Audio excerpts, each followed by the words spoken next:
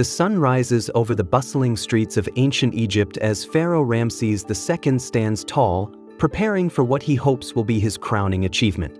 He's not just any ruler, he's the mightiest king to have ever sat on the throne, or so he believes. As Ramses gets ready to lead his vast army toward the city of Kadesh, he knows the stakes are enormous. Egypt's enemies, particularly the Hittites to the northeast, are growing more powerful by the day. If he can crush them once and for all, his legacy will be solidified in the annals of history. Of course, his plans are ambitious, bordering on reckless. Ramses, ever the confident military leader, believes that leading his army in person will inspire them to victory. There's no room for second-guessing. He is determined to succeed. But for all his might and vision, he can't control the one thing that no king in history can: fate. Historians still argue whether Ramses' decision to personally lead such an ambitious campaign was a stroke of genius or hubris. Was he truly a visionary, or just a man too eager to prove his greatness?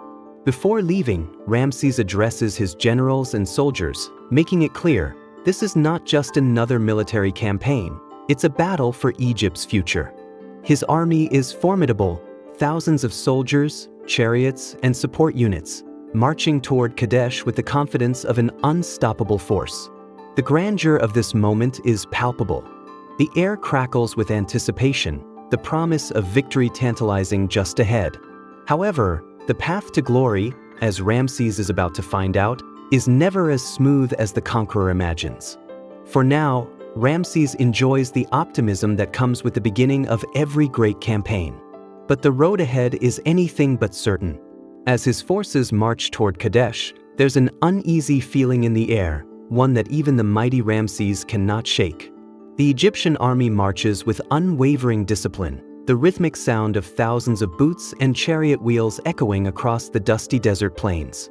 It's the kind of sight that makes even the most seasoned warrior feel a rush of adrenaline. Ramses watches from his chariot, leading the charge, his eyes fixed on the horizon where the city of Kadesh awaits. The anticipation in the air is electric. This is what they've trained for, what they've prepared for, and what Ramses has dreamt of achieving. But there's more to this than just marching toward an enemy stronghold. There's a meticulous strategy at play. Ramses' military genius is on display as he leads his forces through detailed preparation. Scouts are sent out to gather intelligence, local tribes are contacted for potential allies, and the supply lines are secured. Ramses has thought of everything, or so he believes. He's even made sure to bring along an impressive number of priests who are meant to offer blessings and prayers for the success of the campaign. It's clear that Ramses wants this to be more than just a military victory. It's an opportunity to prove his divine favor and solidify his claim as Egypt's greatest ruler. Still, as the army moves closer to Kadesh, a nagging feeling settles among the officers. Despite their preparation, there's something unsettling about the terrain. The valley leading into Kadesh is not only difficult to traverse, but it's also surrounded by natural barriers that could pose a serious problem. Historians still argue whether Ramses was fully aware of the Hittites' strategic positioning or if he simply underestimated their intelligence and fortifications. As they near the final stretch before entering enemy territory, the soldiers feel a sense of unease. They've been marching for days, the blistering heat bearing down on them relentlessly. The heat wave is unforgiving, and the soldiers' energy is beginning to dwindle. Despite all the preparation, it becomes clear that no matter how many priests they bring or how well equipped they are, the weather is a force to be reckoned with. In fact, the Egyptian army is slowly being worn down not by the enemy but by the relentless desert itself. Their progress feels more like an exhausting slog than the grand, unstoppable march they imagined. Ramses, however, doesn't show any sign of doubt. He maintains his royal composure, offering words of encouragement to his troops. But as the sun sets on the eve of the battle, even the mighty Ramses can't ignore the strange twist of fate. For all the planning, it's the elements, not strategy, that will ultimately play a pivotal role. At this point, the king can't help but wonder, is he truly ready for what lies ahead? As Ramses and his army advance further into the heart of Kadesh's territory, the unforgiving desert landscape begins to take its toll. The sun beats down with brutal intensity, the air shimmering above the ground as it heats up the dusty roads. The terrain, once thought of as an obstacle, now becomes an adversary of its own. The land stretches out in all directions, dry and barren, with barely a patch of shade to offer respite. And as the Egyptian soldiers trudge forward, their sandals grinding into the earth, it's becoming clear that nature itself might prove more difficult to overcome than the Hittites. The path leading to Kadesh is filled with rugged hills, sharp rock formations, and deep ravines, perfect for an ambush. Ramses' optimism is beginning to fade as he sees how difficult the journey has become. The army's supplies are dwindling, and their morale is slowly beginning to erode as the heat becomes oppressive. Water is becoming scarce, and though the soldiers continue to march in the hopes of reaching the enemy's city, they're weighed down by the realization that every step forward only brings them closer to exhaustion.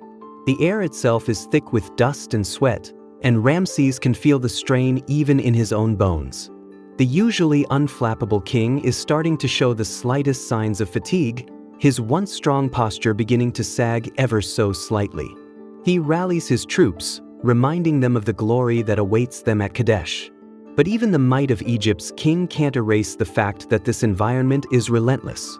Historians still argue whether Ramses truly appreciated the scale of the challenges posed by the terrain or whether he just believed that his determination would be enough to push through. The harsh conditions of the desert are only worsened by the sudden realization that the Egyptian army is not just struggling against the environment, they're also fighting their own fatigue.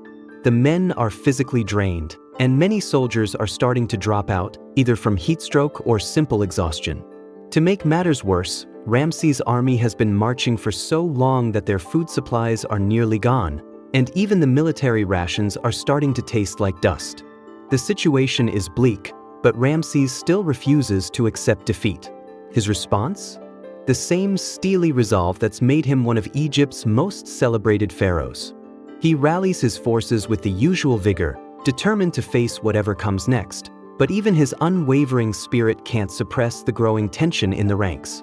Meanwhile, the Hittites, entrenched in the city of Kadesh, are watching from afar, likely already aware of the difficulties Ramses' army faces.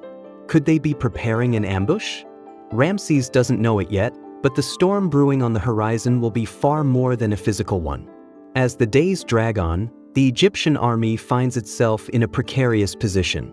What was supposed to be a swift and decisive campaign has turned into a grueling march through hostile terrain, with every step forward feeling like a small victory. Ramses, ever confident, begins to notice the subtle signs of discontent among his men. Their spirits are flagging, and the once unshakable optimism that accompanied the army's departure from Egypt now feels distant, like a mirage on the horizon. The soldiers' faces are etched with exhaustion, their eyes dull from lack of sleep and the relentless heat. Some whisper about the wisdom of Ramses' decision to personally lead this campaign, questioning whether he had overestimated the strength of the Egyptian military. Historians still argue whether these murmurs of doubt were widespread or just the ramblings of a few dissenting voices. But one thing is clear, even the might of Ramses' leadership cannot force the desert to relent or the men to ignore the growing toll of the journey. Despite his usual confidence, Ramses is not immune to the weight of the situation. He begins to feel the pressure mounting on his shoulders, though he masks it with a stern exterior. He knows that retreat is not an option, Egypt's pride is on the line, and his own reputation as a leader is hanging by a thread. He pushes forward, but deep down, a small part of him wonders whether the risks of this campaign were worth the reward. Could he have underestimated the situation? Could he have overestimated his own invincibility? His generals, too, are starting to share these doubts, though they keep them quiet for fear of appearing disloyal. There's no room for hesitation in war, and Ramses knows it. He rallies his troops once again, telling them that Kadesh is within reach, that victory is just beyond the next hill. But as they press on, even his inspiring words seem to lack the power they once had. The air is thick with tension, and it's not just the heat that feels suffocating. The soldiers are no longer sure whether they're marching toward glory or to their doom. Still, Ramses refuses to acknowledge that anything is wrong. He's the pharaoh, after all, a living god whose fate is intertwined with Egypt's success. To admit doubt would be to admit weakness, and weakness, in the face of an enemy like the Hittites, is the last thing he can afford. And so, with all the resolve he can muster, Ramses presses forward, toward Kadesh, toward his destiny, or so he hopes. Ramses' determination to press forward against all odds leads the Egyptian army into the heart of enemy territory, but little does he know, a storm is brewing, one that has nothing to do with the weather. The Hittites, under the command of King Muwatalli II, have been watching the Egyptians' progress with increasing anticipation. The ancient city of Kadesh is a formidable fortress, but it's the Hittites' military strategy that will truly make or break the battle. As Ramses and his army close in on Kadesh, the Hittites set their trap. Using the terrain to their advantage, they send out a small force of soldiers to feign retreat, leading Ramses to believe that victory is within reach. The Egyptian army, worn out from the journey and eager for a quick win, takes the bait. Ramses, eager to see the end of this exhausting campaign, orders a rapid pursuit. The soldiers quicken their pace, some even breaking into a run, their thirst for victory clouding their judgment. Historians still argue whether Ramses was too blinded by his desire for glory or if the Hittite deception was simply too clever to detect. Either way, the consequences are immediate and severe.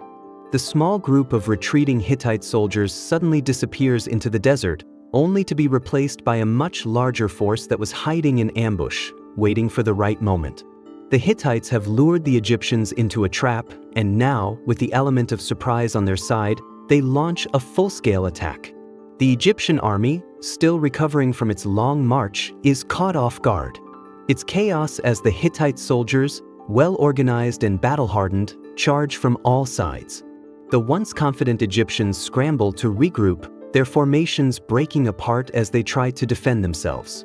The sound of clashing chariots, battle cries, and the thundering hooves of cavalry fills the air.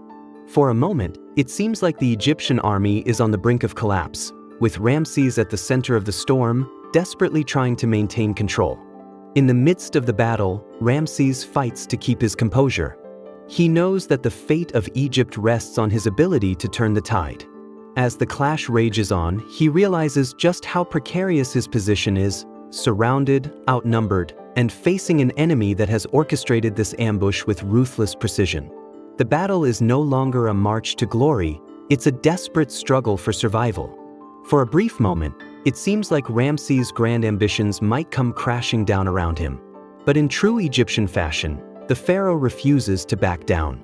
His resolve is as strong as ever, and though his army is in disarray, Ramses has no intention of letting Kadesh slip through his fingers. Victory is still possible, but only if he can rally his forces before the Hittites tighten their grip. In the heart of the battle, Ramses finds himself surrounded by chaos, the dust and din of war enveloping him. His once unshakable confidence is now being tested in the worst way possible. The Hittites, ruthless and strategic, are pushing forward with relentless force. The Egyptian army, caught off guard by the sudden ambush, is on the defensive. Chariots collide with one another, soldiers shout in confusion, and Ramses can feel the tide of battle slipping from his grasp. His dreams of quick glory are fading, replaced by the harsh reality of war. For the first time, Ramses feels the sting of doubt. His position as pharaoh has always been one of unparalleled authority, and in every other battle he's led, victory has seemed inevitable. But now, surrounded by his own men fighting for their lives, he can't help but question if his ambition has led them into a trap. Was it too bold to march toward Kadesh without proper reconnaissance? Should he have waited longer to gather more intelligence? Historians still argue whether Ramses made a strategic misstep in underestimating the Hittite defenses or whether his army was simply too tired to perform at its best. As he watches the tide of battle shift, Ramses feels a rare moment of vulnerability. His mind races, torn between the desire to push forward and the instinct to retreat and save his army. But retreat is a word that doesn't exist in the pharaoh's vocabulary. The honor of Egypt is at stake, and Ramses knows that his legacy depends on his ability to lead his men to victory, no matter the odds. He stands tall in his chariot, his eyes scanning the battlefield, looking for any sign of hope, any glimmer of opportunity to turn the tide. At that moment, one of Ramses' generals rides up beside him, shouting over the clamor of battle. "Your Majesty, we must rally the men. If we don't regain our formation, we will be overrun." The general's words strike a chord deep within Ramses. He knows that he cannot afford to lose this battle, not only for his kingdom's future but also for his own pride. The pressure is suffocating, but Ramses does not flinch. He orders a rallying cry, calling on his soldiers to regroup. The pharaoh's voice rings out above the noise, and slowly his men begin to respond. The Egyptian soldiers, though weary and disorganized, rally to his call. Ramses' courage is contagious, and despite the overwhelming odds, his forces begin to push back against the Hittites. For a fleeting moment, the pharaoh feels the rush of control return to him, but deep down, he knows that the battle is far from won. It's a fragile moment of hope, and he has no idea just how much more this campaign will test him. Ramses, still surrounded by chaos, is once again reminded that nothing in war is certain. It's a game of risks, and even the most careful plans can be undone in an instant. Yet, for all the doubt and uncertainty swirling in his mind, one thing remains true: Ramses will not give up. Egypt's pride is on the line, and he will do whatever it takes to emerge victorious, even if it means pushing his men to the brink. Just as Ramses begins to believe that his rallying cry might be enough to shift the momentum in Egypt's favor, the Hittites unleash a cunning new tactic, one that will push the pharaoh's leadership to its limits. As his army regains some semblance of order, the Hittites appear to retreat once again, but this time it feels different. The retreating Hittite forces are pulling back in an organized fashion, just enough to draw the Egyptians deeper into the trap. It's as though the Hittites are playing a dangerous game of cat and mouse, and Ramses, eager to capitalize on his newfound momentum, is rushing headfirst into their trap. The sight of the retreating enemy forces seems like the perfect opportunity for Ramses. He orders his soldiers to advance once more, thinking that the battle is about to end. The Egyptian chariots charge forward, the soldiers following in hot pursuit, driven by the hope that they will finally catch the Hittites in full retreat. The pharaoh's heart swells with the prospect of victory, the taste of it tantalizingly close. But little does he know, he's walking straight into a deception of near-mythic proportions. Historians still argue whether Ramses, blinded by his desire for glory, should have recognized the ruse or whether the Hittites' feigned retreat was simply too convincing. What we do know is that the Egyptians, in their pursuit of victory, are being led further into a trap. As Ramses and his forces charge into the open terrain, they find themselves surrounded. The Hittites, having drawn the Egyptians into the perfect position, now unleash a coordinated counterattack from all sides. The sudden onslaught catches the Egyptians completely off guard, and once again, they are thrust into chaos. The Egyptian chariots, which had been so confident just moments before, are now tangled in a deadly web of Hittite forces. The soldiers, exhausted and on edge, struggle to maintain their composure as they face an enemy that seems to appear from nowhere. Ramses watches in horror as his troops are surrounded, the chariots becoming trapped in a network of enemy soldiers and cavalry. It's as if the Hittites have turned the battlefield into a labyrinth, with no clear escape in sight. For a moment, it feels like the pharaoh's once certain victory is slipping from his grasp. His soldiers, unable to maneuver effectively, are caught in the tight spaces between the Hittite forces. The clash of swords and the screeching of chariot wheels fill the air as Ramses orders a retreat, something he never imagined he'd have to consider. His pride, which has always been one of his greatest strengths, is taking a heavy blow. And yet, Ramses refuses to abandon the field. Even as the battle becomes more chaotic, he finds a way to reorganize his forces and break free from the encircling Hittite trap. His leadership, though tested beyond belief, is far from broken. But this moment of crisis will haunt him for the rest of the campaign, and for all the determination he has to push forward, Ramses knows that his situation is far more precarious than he ever imagined. As the Hittite forces tighten their grip on the Egyptian army, Ramses refuses to concede defeat. His mind, sharp even under pressure, begins to work through the chaos like a seasoned strategist. He knows the battle is far from over. The pharaoh takes a deep breath, steeling himself for what comes next. With his soldiers surrounded and the prospect of a full-scale rout hanging over them, it seems that the Egyptian forces are on the verge of collapse. But in the heart of the storm, Ramses does what he does best. He rallies his troops. Despite the overwhelming odds, Ramses finds a way to break free from the tightening noose. The pharaoh, standing tall in his chariot, issues a series of commands that send ripples of hope through the Egyptian ranks. His soldiers, exhausted and terrified, look to him for guidance. He is their leader, their god-king, and if anyone can lead them out of this crisis, it is Ramses. With his voice cutting through the battle's cacophony, Ramses orders a counterattack, signaling the Egyptian chariots to charge once more. This time, however, it's not a blind rush forward but a coordinated effort. Ramses has learned from his earlier mistakes and understands the importance of re-establishing his formations. The Egyptian chariots break free of the Hittite trap, and the soldiers regroup, tightening their ranks as they begin to push back. The sight of the Egyptians fighting back with newfound strength is a moment of inspiration for the soldiers. The chariots charge in unison, cutting through the Hittite lines with precision. The tide of battle slowly begins to turn, and the Hittites, once so confident in their advantage, now find themselves under pressure. Ramses, still in the thick of it, leads the charge, his chariot cutting through the chaos like a blade through cloth. His warriors follow his lead, their spirits lifted by his unwavering resolve. But the Egyptian counterattack is not without its cost. The soldiers are exhausted, and every inch of ground gained is hard-won.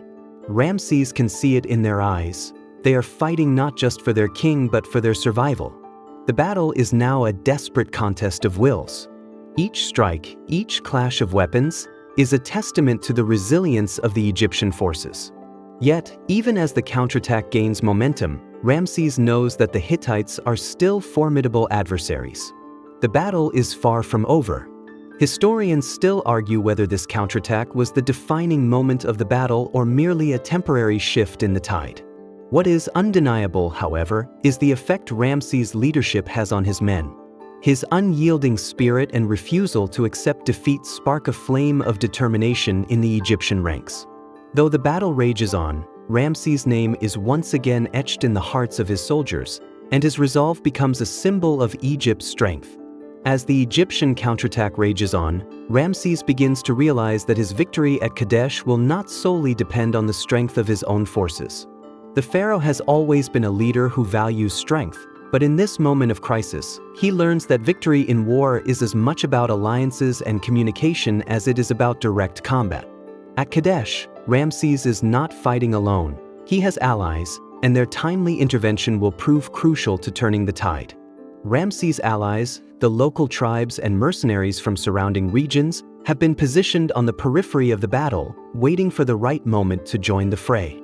While their numbers are small compared to the Egyptian army, their knowledge of the terrain and familiarity with the local tactics give them an edge.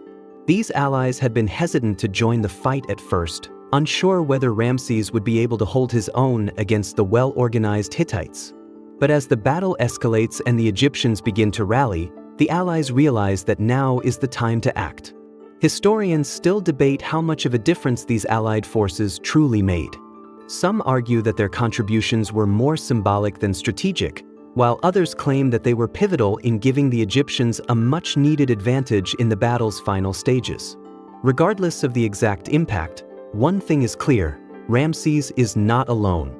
The arrival of the allies brings a renewed sense of hope to the Egyptian ranks.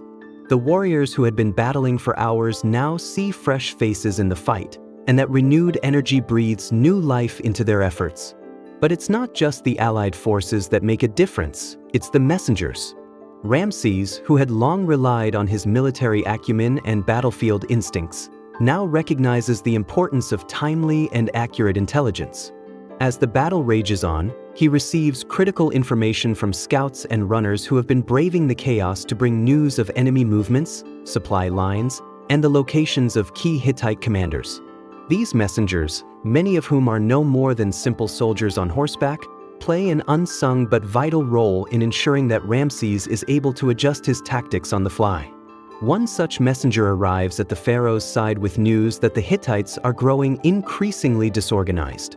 Their reinforcements are late in arriving, and their lines are stretched thin. This news is a game-changer for Ramses. Armed with this information, he orders his forces to press the advantage, pushing the Hittites back further as their command structure begins to crack under the pressure. It's the kind of information that could make the difference between victory and defeat, and it's only through the tireless efforts of these messengers that Ramses is able to capitalize on the opportunity. The battle begins to shift in favor of the Egyptians as the Hittites find themselves struggling to keep up with the onslaught. The pharaoh's ability to leverage the knowledge brought to him by his messengers and allies becomes the turning point of the campaign. It's a humbling realization for Ramses. While his own strength and leadership are undeniably important, it's the contributions of others that help elevate him to the position of victory. As the dust begins to settle, the Egyptians' momentum grows stronger, but Ramses knows that the battle is far from won. The Hittites, although faltering, are still formidable adversaries. The real test is yet to come, the final confrontation that will decide the fate of both armies. The battle that was supposed to be a quick victory for Ramses has now dragged on for hours, with no clear end in sight. Amidst the chaos, a strange and unexpected turn of events begins to unfold. As the pharaoh continues to lead his troops against the Hittites, something bizarre happens. The battle seems to stall. The Egyptian army, battered and bruised, finds itself in an unexpected lull. The Hittites, too, have reached a moment of exhaustion. There is no clear victor emerging from the conflict, and for a brief time, both sides seem to be at a standstill. In the midst of this unplanned pause, Ramses realizes that the situation has evolved into something entirely different from what he had envisioned. The battlefield is no longer a place of fierce combat, but, for a short while, more like an encampment. Soldiers from both sides, exhausted from the day's grueling fight, begin to set up makeshift camps, seeking some respite from the heat and the chaos. Even Ramses, weary from leading the charge, finds himself seated on the ground, surrounded by his officers, trying to strategize in the relative calm that has taken over. The scene could almost resemble a camping trip, if it weren't for the lingering sounds of war just beyond the makeshift encampments. The Egyptian soldiers, though exhausted, try to make the best of the situation. Some cook their sparse rations over small fires, while others huddle together in small groups, whispering about their families back home in Egypt. There is an odd sense of normalcy in this moment, but it is a fleeting one. The soldiers know that the fight is far from over, and yet, they cannot help but feel a brief sense of peace amidst the turmoil. Historians still argue whether this unexpected pause in the battle was a blessing or a curse. Was it a chance for Ramses to regroup and reevaluate his strategy, or did it give the Hittites the opportunity to recover? Some believe that this camping moment allowed both sides to prepare for the final clash, but others suggest that it might have been the pharaoh's greatest mistake, an unplanned break that allowed the Hittites time to reinforce their forces and mount a stronger defense. But for Ramses, the temporary reprieve is more than just a moment of rest, it's a wake-up call. In this strange and surreal interlude, the pharaoh is forced to confront the fact that his campaign may not unfold according to the grand plans he had envisioned. His army, worn down by the harsh terrain, the ambush, and the lengthy battle, is not invincible. And while he may have the strength to lead them forward, he is now aware that nothing is certain in war. A pause in the action, a seemingly innocuous moment of camping, may just be the space that allows for an unexpected twist of fate. As Ramses surveys the camp, a renewed sense of urgency begins to settle within him. The battle will not be decided by mere luck or the temporary lull in fighting. It will come down to who has the resolve to press forward. And for Ramses, the answer is clear. Egypt cannot afford to wait any longer. He gives the order to prepare for the next phase of the battle, knowing full well that the Hittites, like his own men, will not remain idle for long. As the brief respite ends, the Egyptian camp finds itself in a state of crisis.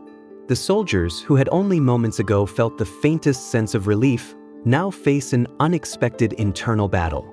The morale of the troops is low. They are exhausted from days of marching, battling the heat, and the unrelenting pressure of the fight. But now, with the battle dragging on and no clear victory in sight, the cracks in the Egyptian camp begin to show. The men, already on edge, start to question the purpose of this campaign. Whispers of doubt spread like wildfire. Is it worth continuing this fight? Was Ramses too ambitious in thinking he could defeat the Hittites in their own land? The soldiers, some of whom have never fought in a battle so grueling, feel the weight of the struggle on their shoulders. The prospect of more combat looms ahead, and the psychological strain is beginning to show. Ramses, for the first time in the campaign, hears the rumblings of dissent. As the pharaoh walks through the camp, he notices the weary faces of his men. Some are sitting in the shade, their swords and shields lying forgotten on the ground. Others huddle together, exchanging words that the pharaoh knows are filled with doubt. The sight shakes him more than he'd like to admit. The soldiers, many of them loyal and strong, are beginning to crack under the pressure. Historians still debate whether Ramses should have acted sooner to address these signs of dissent, but at this moment, it's clear that his troops need more than just his command. They need his reassurance. Ramses' pride is bruised, but he refuses to let the army fall apart. He knows that the battle is far from over, and the Egyptian forces cannot afford a collapse of morale now. With determination burning in his chest, he calls for an assembly of his officers and generals. There is no time to waste, no room for hesitation. Ramses delivers a speech that echoes through the camp, his voice booming over the murmurs of the soldiers. Egypt's future lies in our hands, he tells them, reminding his men of the glory they are fighting for and the legacy they will leave behind. Victory is still within our reach, but only if we stand together. His words, though filled with strength, are not entirely convincing. The soldiers nod and return to their positions, but the fatigue is evident in their movements. The pharaoh's leadership is being tested in ways he never expected. He knows that this is not just a battle of weapons, it is a battle of willpower. And in this moment, Ramses realizes that his true challenge lies in holding his army together long enough to reach the final clash. As the soldiers prepare for what will likely be the decisive phase of the battle, Ramses feels the weight of his responsibility more than ever. It is not enough to simply lead his men into battle, he must also carry their spirits. With every command he gives, he feels the strain of his leadership, knowing that his soldiers are looking to him not just for direction but for hope. The outcome of Kadesh now hinges not just on the clash of armies, but on whether Ramses can inspire his men to rise above their exhaustion and doubts. Just when Ramses begins to think that perhaps the worst is behind him, that the Egyptian army has weathered the storm of doubt and exhaustion, the Hittites strike again, and this time, their return is both calculated and devastating. The brief respite that the Egyptians had experienced, those moments of relative calm, their camping break, is abruptly shattered as the Hittites, reinforced and emboldened, surge forward with renewed strength. The Hittites had wisely regrouped during the lulls in the battle. While Ramses had been rallying his troops and dealing with the internal crisis in the camp, the enemy had not been idle. Their reinforcements, sent by King Mu'adali II, had arrived under the cover of darkness, and they were now prepared to press the attack in full force. The Egyptian scouts, still recovering from their grueling march and distracted by the break in the fighting, were slow to detect the enemy's approach. And as the first signs of the Hittite forces' return appear on the horizon, it is too late to prevent the oncoming storm. Ramses, in the midst of his attempts to reassure his men and prepare them for another round of combat, receives the alarming news that the Hittites have mobilized their chariots and infantry. His heart sinks as the sound of approaching war cries grows louder, and the Egyptian camp, still recovering from the previous clash, is once again plunged into chaos. The Hittites' tactic is simple yet devastating. They hit the Egyptians where they are weakest, at their most vulnerable, in the midst of their preparation. The surprise and sheer force of the Hittite counterattack catch the Egyptians off guard, sending shockwaves through the ranks. For a moment, it seems like history might repeat itself. The Egyptian army, having just regained a semblance of order, is thrown back into confusion. Ramses watches in disbelief as his soldiers, who had barely managed to regain their strength, are once again thrust into battle. The exhaustion that had plagued them earlier returns in full force, and the renewed assault from the Hittites feels like a cruel twist of fate. His generals, already spread thin from the previous fighting, struggle to reorganize the troops and hold the line. In this moment of despair, Ramses feels the weight of his leadership more than ever. His army, once poised to defeat the Hittites, now seems on the verge of collapse. Historians still debate whether Ramses' decision to engage the Hittites so aggressively, despite his army's exhaustion, was a fatal flaw or an inevitable part of his character. Some argue that Ramses' unwavering determination kept the Egyptian army from falling apart entirely, while others suggest that his overconfidence in the midst of such pressure was a key factor in the chaos that follows. Ramses, ever the optimist, refuses to give in to despair. He steels himself, knowing that he cannot afford to let the Egyptians falter now. The return of the Hittites is a harsh reminder that this battle is not just about strategy, it is about endurance, both physical and mental. The Egyptians have come this far, but the final leg of the battle will test them in ways they cannot yet imagine. Ramses takes a deep breath, rallies his commanders, and orders his soldiers to fight with everything they have left. Egypt's future depends on it.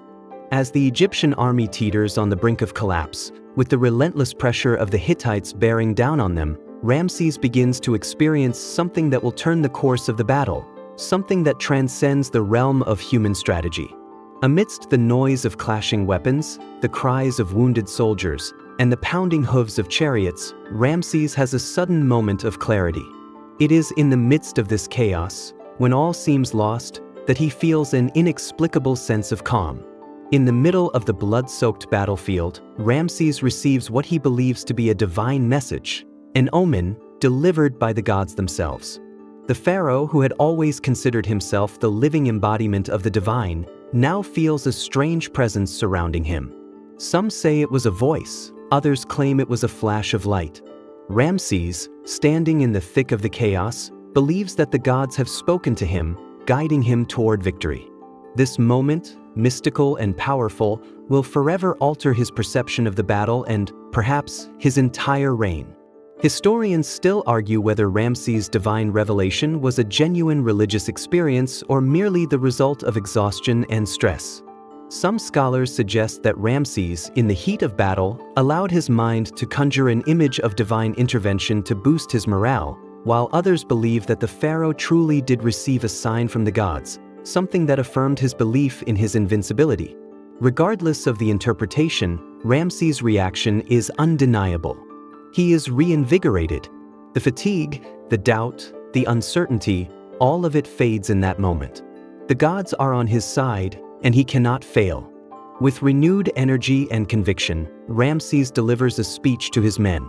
His voice rings out across the battlefield, reaching the ears of every soldier, even over the din of battle. "The gods are with us," he proclaims, his words filled with newfound authority. "We will not falter. We will drive the Hittites from this land and secure Egypt's future." His voice, once tinged with uncertainty, is now filled with a power that electrifies the troops. The soldiers, sensing the change in their king, begin to rally around him. His belief in divine favor is contagious, and the Egyptians, once weary and demoralized, now fight with a renewed sense of purpose. The chariots, once stalled in confusion, now charge forward with greater speed and precision. The infantry, too, finds new strength, pushing back the Hittites with a ferocity they hadn't shown earlier. Ramses' vision of divine intervention, whether real or imagined, becomes the spark that ignites the Egyptian forces. In this critical moment, the gods, or at least Ramses' belief in them, become the true difference maker. It is not strategy or military prowess that shifts the tide of battle, but the faith and determination of the men who believe that their pharaoh is not just a king, but a god incarnate. The Hittites, though still formidable, begin to feel the weight of this renewed Egyptian force. The tide is turning, slowly but surely, as Ramses leads his troops into what will be their most critical push yet. As the Egyptians press forward, Ramses is more than just a leader. He is the embodiment of Egypt's will to survive, and his faith in divine favor is the rallying cry that his soldiers need to push through the final, decisive phase of the battle. The battlefield at Kadesh has become a grim reflection of the human spirit in the face of relentless adversity. After hours of brutal combat, with both sides teetering on the edge of exhaustion, Ramses and his Egyptian forces, now buoyed by a newfound fervor, engage the Hittites in a final, desperate standoff. The once chaotic clash has transformed into a bloody deadlock, the air thick with the scent of sweat, dust, and blood. The battlefield is littered with fallen soldiers, and the earth beneath Ramses' feet is churned to mud by the churn of hooves and the clash of weapons. For Ramses, this is the moment of truth. The gods, it seems, have shown favor, and he is filled with a sense of purpose he has not felt in the hours prior. But this is no easy victory. The Hittites, despite the setbacks they've faced, have not given up. Their forces are still well organized, and they know that this battle could decide the fate of their empire. It is not just a clash of armies. It is the clash of two civilizations, two cultures, and two conflicting visions for the future of the ancient world. Ramses, standing tall in his chariot, surveys the battlefield with the eyes of a king who has faced near defeat but is unwilling to concede. His generals, though weary, look to him for guidance. It is clear that the Egyptian forces are beginning to turn the tide, but the Hittites are relentless. They fight like men who know their very existence is on the line. The final moments of the battle are a brutal contest of wills, with neither side willing to give ground. In this final phase, Ramses leads his chariots in one last, devastating charge, determined to break the Hittite forces once and for all.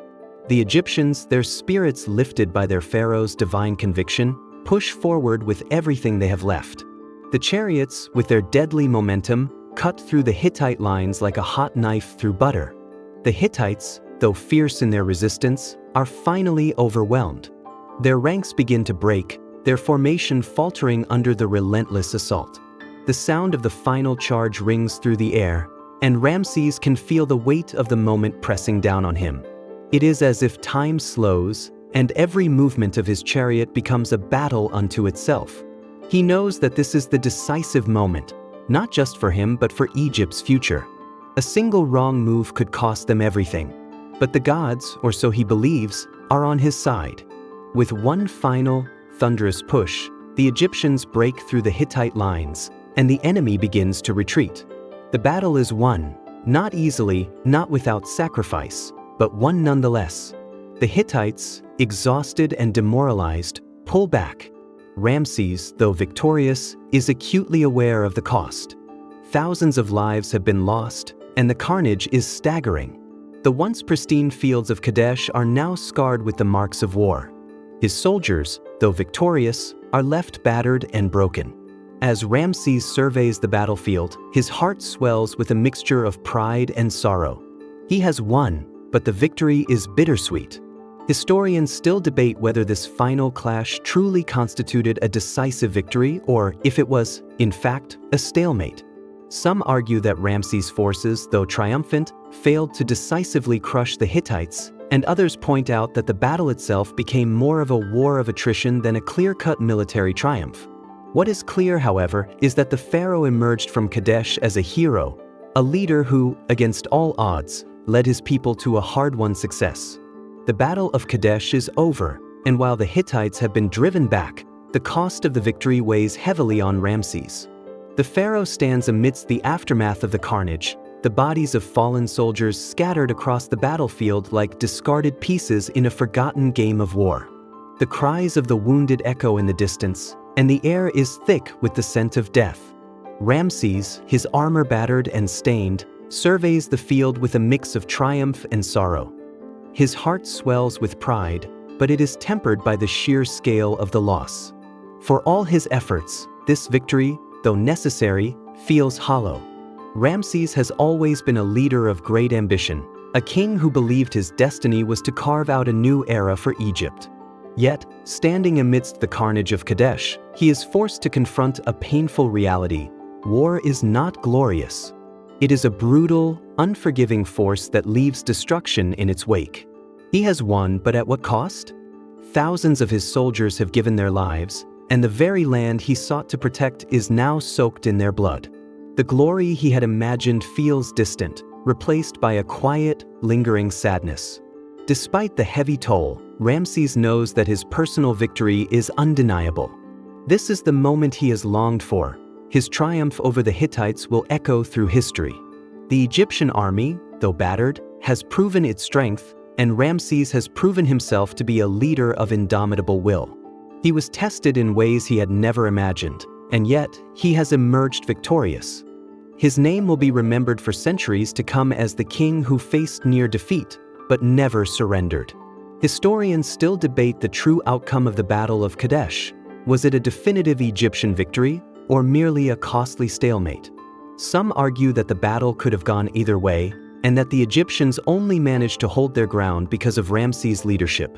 Others contend that the Hittites, despite their retreat, did not suffer the kind of crushing defeat that would have shattered their power. But what cannot be denied is that Ramses' personal triumph in the face of overwhelming odds cemented his legacy as one of Egypt's greatest leaders. Back in the camp, the pharaoh addresses his troops. His voice, though weary, is strong. "We have won this battle not because of luck or chance, but because of our will to survive," he says. "We have shown the world that Egypt will never bow to anyone, not even the mighty Hittites. Our victory here at Kadesh will echo through the ages, and we will remember the bravery of every man who fought for Egypt."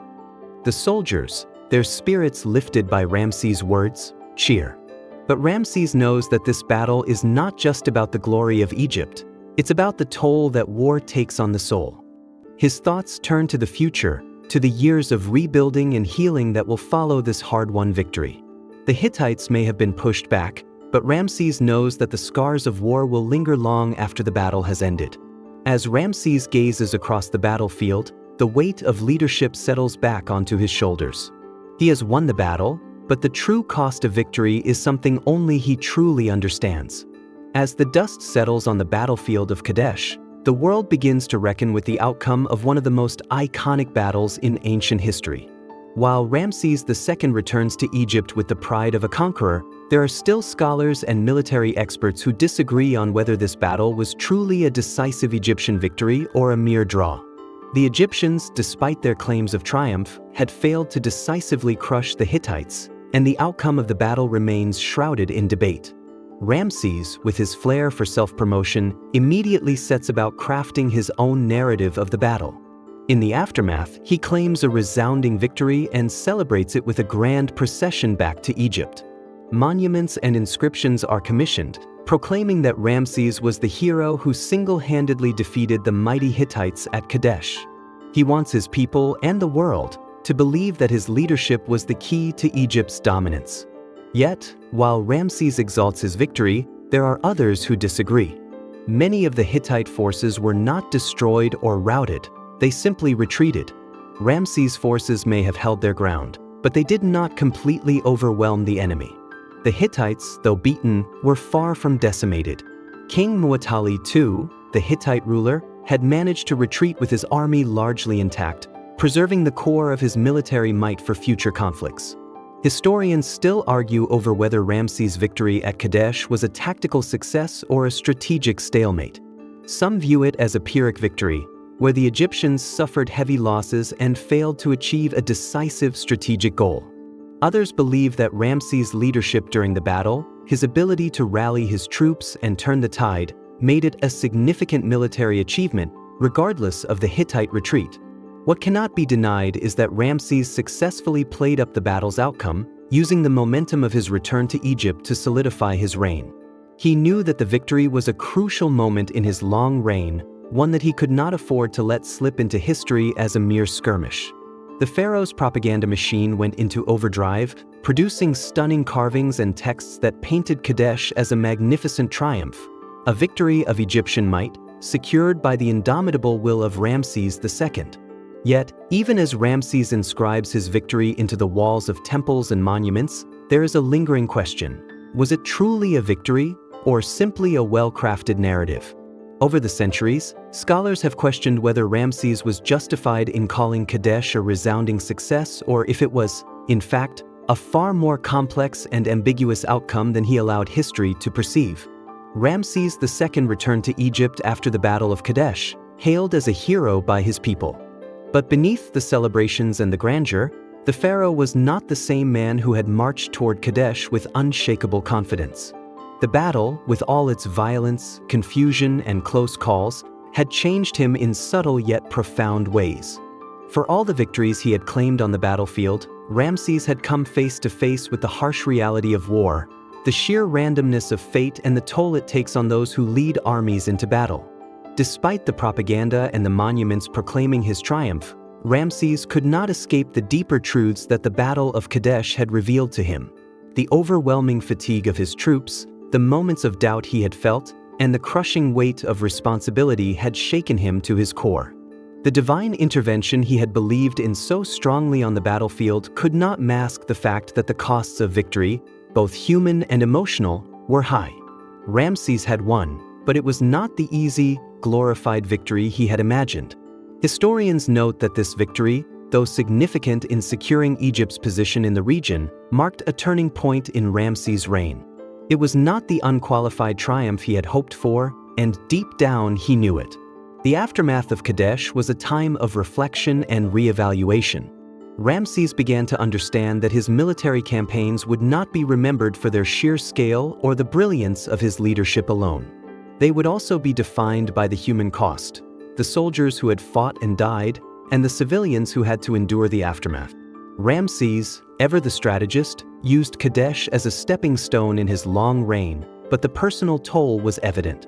As he looked back at the battlefield, his heart no longer swelled with pride, but with a somber recognition of the fragility of life and the fickle nature of victory. His soldiers, once eager and full of pride, now returned to their homes as weary men who had seen the darkest side of war. The memory of the victory at Kadesh would stay with them, but so too would the scars of battle, the broken bodies, the lost comrades, and the knowledge that their pharaoh had led them to the very edge of defeat. In the years that followed, Ramses continued to lead Egypt, but the events of Kadesh remained etched in his mind. He would go on to expand Egypt's empire, to secure its borders, and to build monuments to his own greatness. But the shadow of Kadesh, the uncertainty, the fear, the close calls, would linger.